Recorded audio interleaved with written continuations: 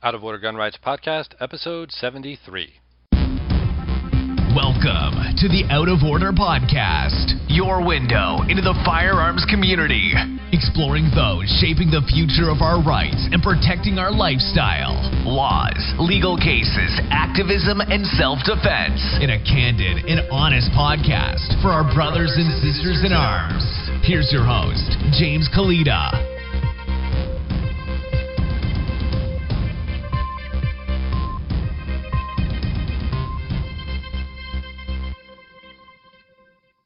Thank you for tuning in to episode 73 of the Out of Order Gun Rights Podcast. Today's sponsor is sellmorefirearms.com. Sellmorefirearms.com is a place where you can get a free guide for your gun store to use social media to sell more firearms. So head over to sellmorefirearms.com, enter your email address, you'll be added to the updates, and you'll get that free 10-step guide on using Facebook to sell more firearms. Also want to let you guys know that you can help out the show by visiting the show notes page. Show notes page for today's episode is outoforderjameskalita.com/73, and you'll find links there to our sponsors. We have an affiliate relationship with Amazon, so if you do your Amazon search through the search bar on the show notes page, you'll help out the show at no additional cost to yourself. And you'll also find links there to Liberty Classroom, where you get the history and economics lessons they didn't teach you in high school. Also see a link there to Liberty Maniacs. Liberty Maniacs is a t-shirt and gear manufacturer, and they have some really great pro-gun, pro-liberty stuff that you can grab. Today's guest is John Annoni from campcompass.org. John is a school teacher, hunter, author. He has been, for the past 20 years, teaching kids or taking inner city kids hunting. And it's not just a one-time hunt, it is a long-term commitment for these kids, and has been a great benefit for all involved. And now, here's John. John Annoni, welcome to the show. Thank you for having me. I appreciate the opportunity. Oh, my pleasure. So, John, you started an organization called Camp Compass. Would you tell us a little about that? I lost you. Oh, I'm sorry. You started an organization called Camp Compass. Would you tell us a little about that? Yeah. I've been a full-time school teacher for 30. This is my 30th year, 32 of student teaching. And in 94, I started teaching in 89. In 94, I developed some pre-work for a concept that I had to reward inner city kids with hunting, fishing, and shooting opportunities based on their efforts in school. The books just weren't exciting kids the way that I thought they would when I first started teaching, and decided to do a little bit more. So I ended up putting together a philosophy, and then systematically implemented the program. It was, if you can kind of picture some Legos, one on top of another on top of another. It wasn't this big, a nuclear bomb, in regards to a program. It was a pretty steady uphill climb. What we wanted to get accomplished for the kids internally and externally. Oh, all right, great. So I imagine that when you started this, just from my experience with public school, that there might have been some pushback from the education system. Did you have that? Yeah, you know what? We did. When we first started running, we were using the school, and a public school, you have a million different opinions on a million different things, and things were going pretty well. In fact, too well. Our cafeteria was starting to get packed with the reporting portion of the program, and got kind of called on the carpet for it, and had to have a talk with the assistant superintendent a couple of times, and they basically told me that if I wanted to stick to fishing and implement the program, it's not a problem, but if we were going to talk about guns and cracking critters and all that other stuff, I would probably have to look elsewhere to run the program. And I had a choice.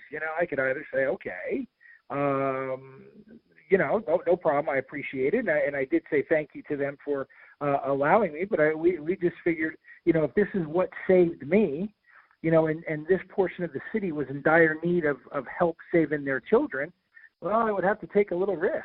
and that's what I did. I took a risk and was blessed with some community support beyond belief. It came out from areas that you never could imagine, and we haven't looked back. And so yeah, the fight, it's definitely a heavyweight fight. This is not a go to the gym, put boxing gloves on, and think that you're a fighter. Now this is about as hard a fight as you can find. If you talk politically correct, I'm politically incorrect for putting guns in kids' hands, and I'm politically incorrect for killing animals. So I'm almost square rooted regarding difficulty. Right, yeah, and you've been doing this for 20 years, and you mentioned just now that it saved you. Would you tell us a little about that? Well, no, the outdoors, and I've always I wrote about it in my first book, From the Hood to the Woods. The outdoors has always been something very special to me. I'm a non-traditional kid, didn't have a dad in the outdoors or anything like that, but when I was a kid, my grandmother raised me, and I would have to go visit my biological mom, and there were some issues in the house there. And I was able to go out. There was a housing project, but behind the housing project, there was some undeveloped woodlot. And, I just found sanctuary there. I found sanctuary if I was chasing a squirrel or chasing a starling or a sparrow or a robin, whatever I was chasing with a slingshot or a makeshift bow. I wasn't thinking about any kind of abuse. I wasn't thinking about any kind of problems. And what it did is it alleviated a lot of pressure and stress on me. And it also alleviated probably a lot of the butt kickings because I wasn't in the house. So we figure, when I say that it saved me, I mean, Mother Nature has been just that. She's been a mother to me. And it's something where I'm grateful that I had the opportunity to meet her, to love her, and had an opportunity to introduce hundreds of inner city kids to her. Right, and so you have quite a track record. Someone I interviewed the other day said 20 years now, and you have not had a single child that went through your program end up in trouble afterwards. Yeah, it's something where, and that's all relative, and all those stats that people put together, are always set up to favor the person that's putting them out there. And for me, our job is to do the best job we can with some horses that may not be track worthy, to put them on the track and have them run a good race. And we've been unbelievably successful at that. And it takes a lot of time, it takes a lot of energy, it takes funding, it takes commitment, it takes a little bit of craziness. It takes a hell of a wife and a hell of a son to understand their dad's mission, and we go forward, and go forth and do what we have to do to help kids grow through the outdoors. And you mentioned that when you were starting this, you wrote your philosophy. Would you tell us a little about the philosophy? Yeah, you know what it is. It's basically when I first started, it was kind of funny, and even with this new R3 movement, we kind of chuckle at it. My guys who are hard timers kind of chuckle at it because, we're in this 24, 23 years or so, we've been saying since the onset, from the development of our system, that if the outdoors is going to survive, if we're going to stay healthy, we are going to need to continue to teach kids our lifestyle. And we were going to these one-day events, and our guys and myself, we were looking at it going, are you kidding me? This is the best the outdoors has. This is the best. Now, I'm a non-traditional kid. You got to remember, it's not, it's not looking at it from outside perspective looking in. And we're all looking and going, hey, how do you grow a kid into the outdoors with sours? How does that happen? So we decided, we built in a long-term commitment to our children and to the outdoors. So with that, the philosophy is to elongate. We have a five-step system that our kids go through. Exposure, exploration, and that's typically where the industry stops. They stop at exposure and exploration. What we're trying to do is convince the industry that they need to go to the third level, which is extension or elongation with children. And then we have effective application where our kids are actually out hunting. And then we have example mentoring where our older kids come back and literally show our younger kids, hey, success can happen if you follow these rules. So it's cyclic. It's cyclic. It's very in depth. It's very time consuming. But if you were going to look at your child, those would be all the things that you would want to give your child for an opportunity for success. And yeah, I'm being tremendously critical of the outdoors because the platform that they are running on is archaic and it's not inclusive. And that's why we're starting to go away, and people don't want to hear that. But I look and I go, hey, you're talking to a kid from the city that didn't have a dad who loved hunting and fishing, who would do whatever it took so that other people could hunt and fish. But yet we look at these models and we go, not good enough. Stop patting yourself on the back for doing something one day a year. That's not good enough. So that's the philosophy. Hey, bang it out over a long, lengthy amount of time. Find some people in the community that you can surround yourself that will support your core beliefs, and it's bigger than the animal.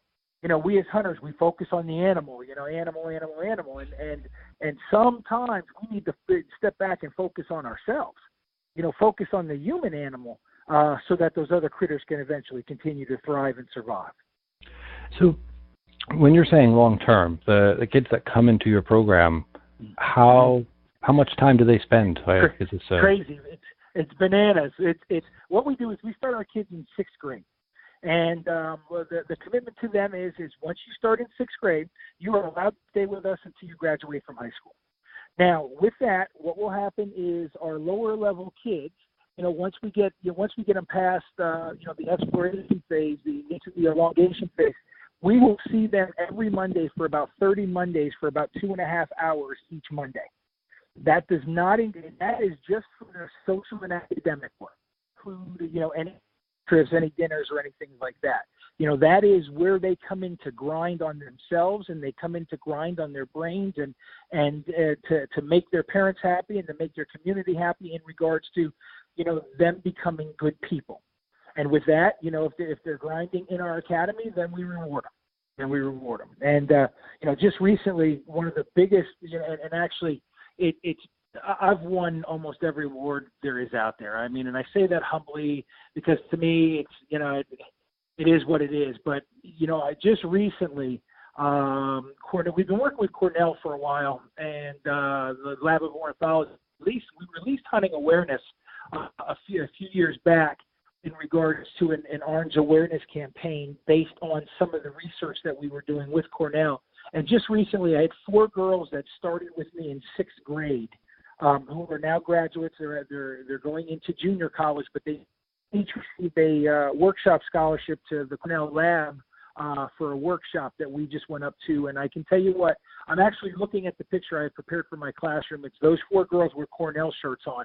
And if you would have told me when I was sitting in that assistant superintendent's office that would have happened, I might have believed it. I wanted to believe it, but now that it's come true, now I can talk about it. I'm not one of those guys who talks a lot of ish, and before things happen. But I can tell you what, if there are other programs putting kids, other hunting programs putting kids in Cornell shirts, or other, or bringing home taxidermy into areas that it's not necessarily found, then kudos to them. But I can tell you, we have stretched beyond the critter, and what happens is the critter now gets helped because our kids are carrying messages into areas that, the traditional outdoors can't get into, so they have now taken ownership over it. So do kids have to start with you in 6th grade, or if they discover this later, can they? Yeah, what will happen is we have had some special cases where a kid has been in 7th grade or 8th grade who's had a sibling or a friend say, hey, I want to come down and I'll do this. And depending upon their ability, we can fast track them. Oh. Depending upon what they're willing to give and what we think their ability is and what their commitment is to us, we can say, hey, look, we can bump you if you're a 7th grader going to 8th grade. We can work you through your hunter safety. We can give you a couple extra lessons, that you'll work through. We can get support from, some of our people, on the back end and move them along, so that they can stay on a continuum, where we have what we call travel teams. a lot of kids, let's say this year, sixth grade class that will come in, we'll probably look at about 300 kids. We'll only take maybe 10 to 15. I'm not even sure what the scholarship numbers are that we have available because most kids keep their seats. And once again, we don't give a seat up. If a kid wants a seat and they are committed to us, we don't give that seat up to another kid until the other kid says, "Hey, I'm leaving." Okay. So based on that, those sixth graders that come in, we may work out in the next 2 years. You may get 6 kids, out of those dozen that stay together, and that will be a travel team. And all those kids will travel together. They're age appropriate. They've grown together, and let's say a ninth grader may not fit in with that. So what we would do is bump them in with a ninth grade class. I see. Okay. So it sounds like you're taking your 5-step philosophy and teaching them not just to apply it to hunting, but to the rest of their lives as well. Is that how do you do that? Here. It's very easy. Mother Nature doesn't care what color you are. She doesn't care what you eat. She doesn't care what you look like, where you live, what religion you are. She's fair. She's neutral. And for us, a lot of times, especially in the world, a lot of people like to say, "Oh, woe is me, woe is me, woe is me." Well, guess what? Mother Nature's not going to give you that break. She's not going to take pity on you. She's not going to allow you to make excuses. So just introducing them to Mother Nature gives them a toolbox. Whether you're wet and hungry, you're cold and tired, whatever it may be. Hey, we're all going to face that somewhere along the way in our everyday lives. And if we can prepare our kids through their nature for life, man, we're prepared for the biggest fight ever. You know what I mean? You can't get a bigger fight. So it's something where we like to use Mother Nature and her critters. There's no question to challenge our kids, to make them aware of what they can do and what they can become. And you mentioned earlier that your first book, From the Hood to the Woods, how many have you written? I've written 2. 2. My first book don't ask me where the hell I get the time to do this. I just don't sleep, I guess. My second book is called Beyond One Day, and that was my slap to the industry to say, we need to work with kids beyond one day. And what that is that's our framework. That's more of a teaching type book. For people to understand our philosophy and to be able to get, if somebody wanted to work in a program or somebody wanted to start their own program, it gives some background information on how to do that and what you should expect of yourself as you move forward. And it's something where we're trying to convince people, hey, you don't have to reinvent the wheel. There's a lot of support out there. One of the big things that we do with our kids is we do not believe, and when we talk about this in Beyond One Day, we're not big believers in giving a kid just one hunt. And if I guarantee you, I bet my mother's life on it. If you went to the internet and you went to social media, you would see everybody patting themselves on the back for the hunt that they gave that kid. And then everybody goes, or at least my guys go, now what? Now what? Well, are they fledgling? Can they fly? Did they enjoy it? Did they not enjoy it? So what we tend to do is we tend to try to give our kids at least 2 to 3 hunts. One might be a whitetail hunt, might be a second whitetail hunt, might be a pheasant hunt, might be a duck hunt, a goose hunt, a dove hunt, a turkey hunt, rabbit hunt, whatever it might be, to give them an opportunity to even out or to weigh what they might become passionate about. If that kid hates that deer hunt, well, guess what? They tend to hate hunting if they don't get another opportunity. So we look and we go, hey, we're going to introduce you to a couple of different foods. Just think about a buffet. That's what hunting is. It's a buffet. And that's why we go so often. But to say to one kid, hey, you can go eat off that buffet, but the only thing you can eat is asparagus. And is that kid going to really have that much fun? He might if he loves asparagus. He might get by the first time. But we are trying to encourage people to say, hey, look, stop bragging about your numbers. Stop bragging about the 500 kids you served in 3 hours. If you can't be a fast food restaurant in the outdoors. You've got to have some fine dining and look and say, okay, kid A, We love you. We care about you. We're going to grow you to where you think you can leave the nest, and then we'll replace it. We'll replace you in the nest. But to give a kid one experience and think that all of a sudden that this kid is a hunter, and that's where those numbers fall off. That's what the industry's making. And people can say, "Hey, John Annoni, you're wrong. You're an idiot. You're a Nostradamus that doesn't have any sense." Whatever they may say. But I look and I go, well, guess what? We have survived in a place where nobody said we could survive. For weekend moms, have you convinced to let you take their daughters into the woods at 3 a.m. or an overnight trip with a firearm? The guy said, well, what do you mean? He said, don't tell you. He's my second in charge. He's like, don't you ever be that disrespectful to this man again. You have no idea. And I just kind of chuckled. And that's something where, I love our people. Don't get me wrong. I don't mean to sound so harsh in this interview. I love our people. I love working hard enough. We are not working hard enough. It's something where if you want to go kill, you want to be an outdoor television, you want to go kill, 16 a season's worth of 140-inch bucks, who cares? Who cares? Because I look and I go, you know what? If you really want to ring my bell, man, give those 13 shows to 13 other people and sit beside them and do it.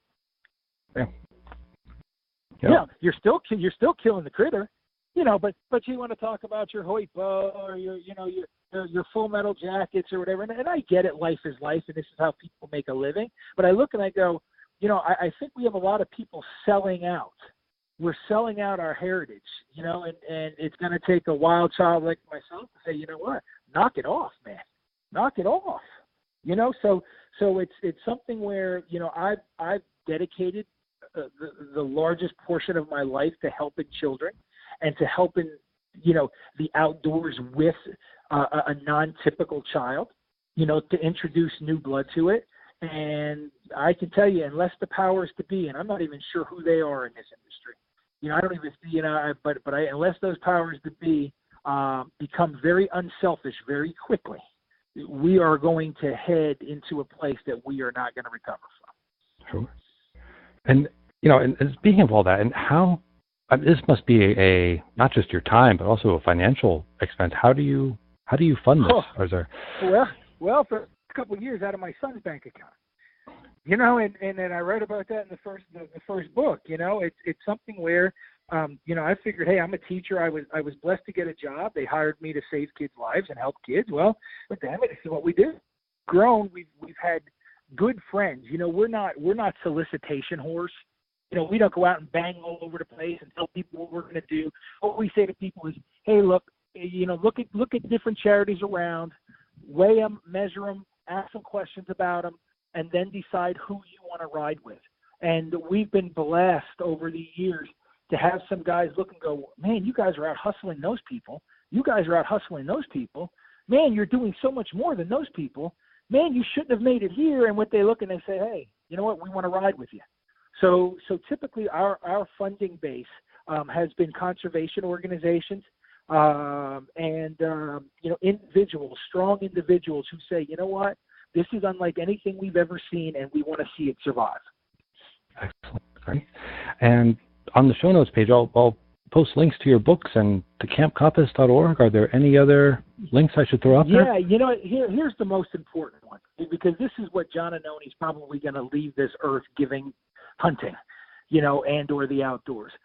Camp Compass is a great model. Our work at school is a great model, but this hunting awareness piece, this orange camouflage ribbon to show unity amongst us, whether you're a shotgun shooter, a quail hunter, a duck hunter, a deer hunter, an elk hunter, you got all these guys running around with all these stickers all over the place, but we do not have one unifying symbol that shows everybody can still play under their own colors, but we are united as sportsmen.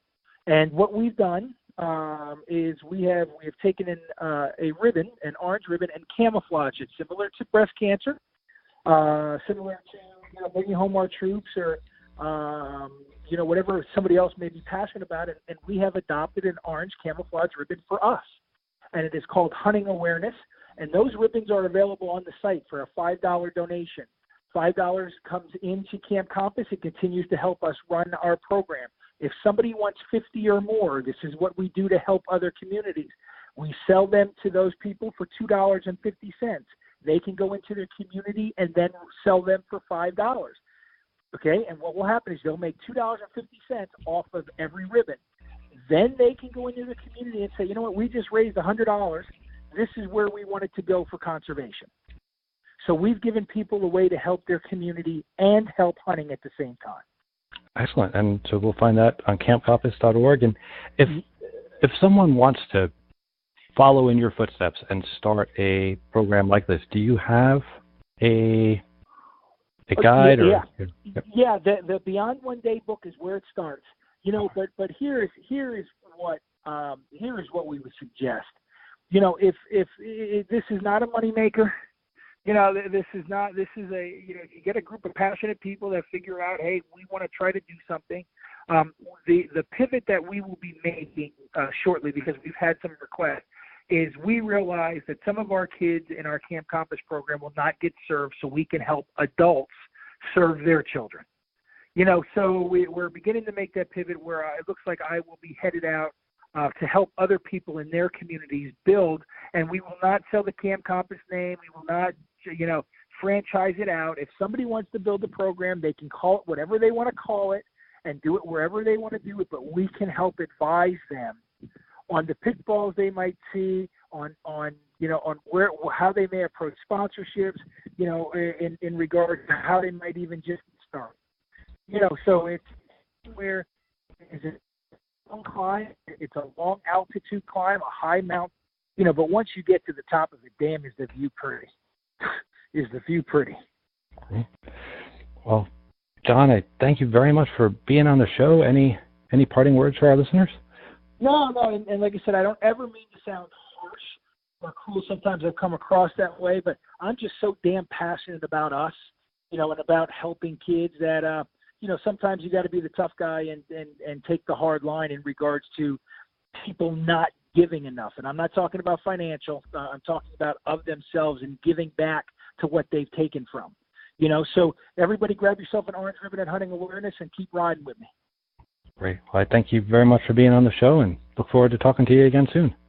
All right, brother. Take care now. You too. Thanks again for tuning in to episode 73 of the Out of Order Gun Rights Podcast. Show notes page for today's episode is outoforderjameskalita.com/73. And if you go to that show notes page, you'll find links to the books John talked about, to campcompass.org, and of course you'll also find links to our sponsors, Liberty Maniacs, where you get cool Pro 2A gear, Liberty Classroom, where you get the history and economics they didn't teach you in high school, and of course you can always go to sellmorefirearms.com, enter your email address, and you'll get that free 10-step guide on selling more firearms at your FFL through Facebook. Please remember to like and subscribe, and if you have a chance, write a review. Out of Order, James Kalita. We'll see you next time.